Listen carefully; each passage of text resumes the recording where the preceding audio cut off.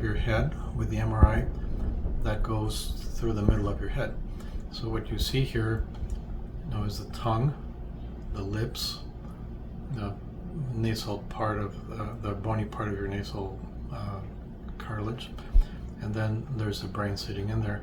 And as I move this, this is going to show me different images. So this is more lateral, this is more central, and there are the cella should be in here, and we don't have the detail to see it, but this is where your tumor is right there.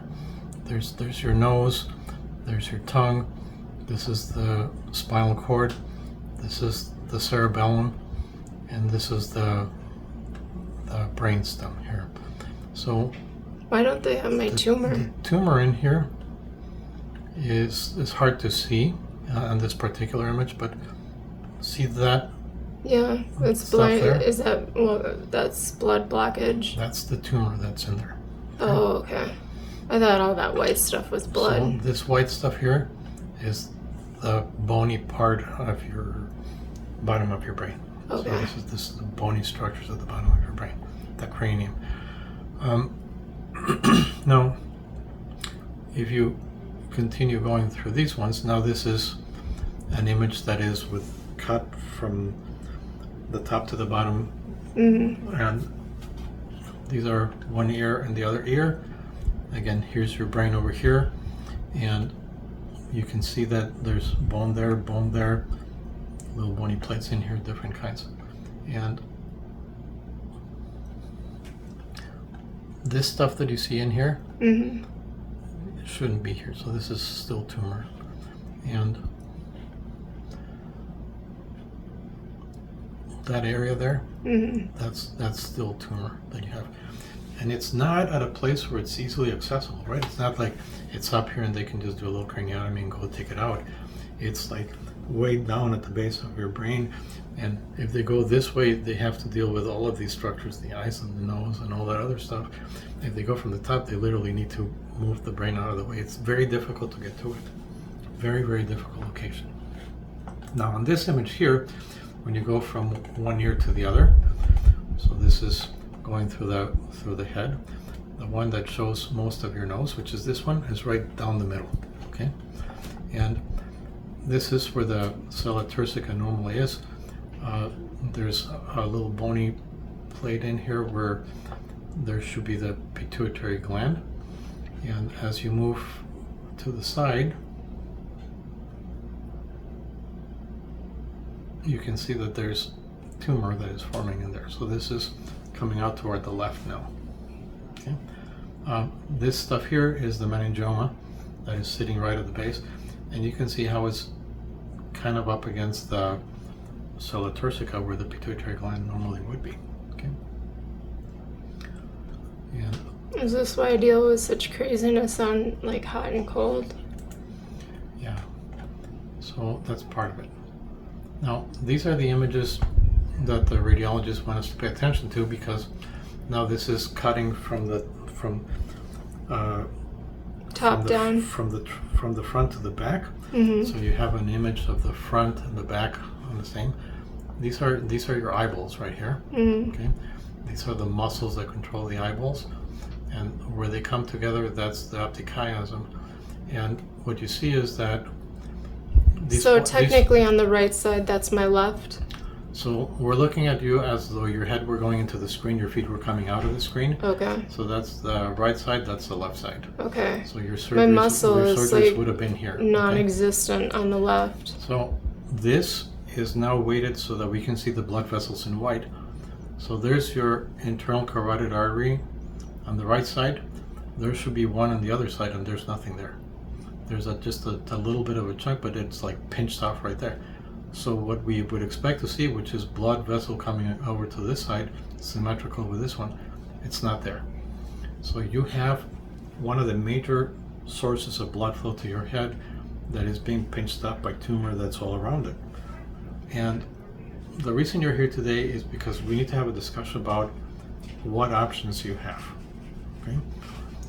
one of the options that you have is to do what we do with any other clogged artery anywhere else in the body. We can try to do a balloon dilatation and put a stent, which would open blood flow through that artery again. And by restoring blood flow through there, then you restore one of the major sources of blood. You don't have to rely on peripheral or collateral circulation for your brain. How dangerous is that?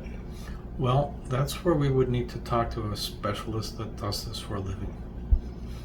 If it were an artery in your arm, it's trivial. This is in the middle of the volume of your head that they would be trying to get up there. So this would not be something that they could do like at the clinic in Edina. This would require that you go in the hospital. This would require that the interventional radiologist is going to do this, have a backup with a neurosurgeon. A radiologist? So this is done by interventional radiologists that specialize in the circulation. So there are neuroradiologists and interventional neuroradiologists that would be the ones that would decide, yeah, we can do this, or no, we can't. Because I look at this as like a dam. So they unclog it. So hopefully you have tumor that is not going to continue to grow, that because of the radiation that you had, because you had radiation, and the bulking that you had is just not going to keep growing. You might form a little scar there over the course of time, and hopefully that'll be it. Keep your fingers crossed. But because of the location where it's at right now, the stuff that was left behind that they couldn't get to because it was into so delicate structures, the only thing that we can try to do is to try to restore blood flow, is to try to stent that artery, which we do. We stent arteries everywhere in the body. We stent renal arteries, coronary arteries, we stent penile arteries. So we do all kinds of stents. We stent arteries in the legs, and this gives you a shot. But the location is really tricky, because if you notice the normal anatomy, the internal carotid artery is coming from the bottom to the top, and then it kind of turns back. So it goes like this. And so you're seeing it coming up and then becoming horizontal and then going up to the side. What happens if I don't do anything?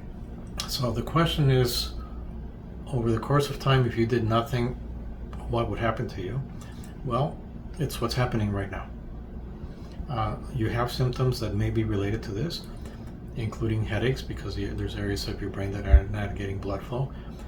Some of the symptoms like nausea, and yeah, my nausea is terrible, and the puking, and also like being able to try to like move my eye, and my left eye like sometimes just can't move. And for sure, this tumor is where the major control for your hormones in your body is. Yeah.